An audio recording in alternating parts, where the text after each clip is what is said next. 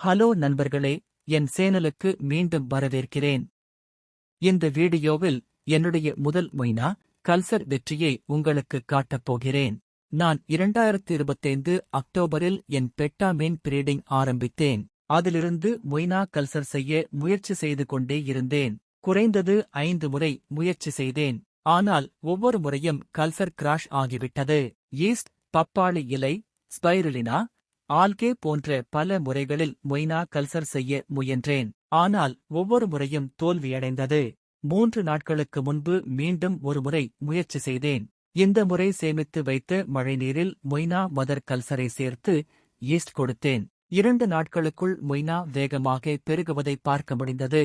ஆம், இந்த முறை நான் மொய்னா கல்சரில் வெற்றி பெற்றேன். இப்போது அவை வளர்ந்து அளவில் பெரிதாகி சிவப்பு நிறமாக மாறியிருப்பதை தெளிவாக பார்க்க முடிகிறது. இது ஆரோக்கியமான கல்சரின் நல்ல அறிகுறி. மேலும் கல்சரை அதிகப்படுத்த இன்னொரு டப்பாவிலும் மாற்றி வைத்துள்ளேன். அதன் முன்னேற்றத்தை விரைவில் அப்டேட் செய்கிறேன். இப்போது என் பெட்டா மற்றும் கப்பி மீன்களுக்கு லைவ் ஃபுட் ரெடி ஆகிவிட்டது. பார்த்ததற்கு நன்றி.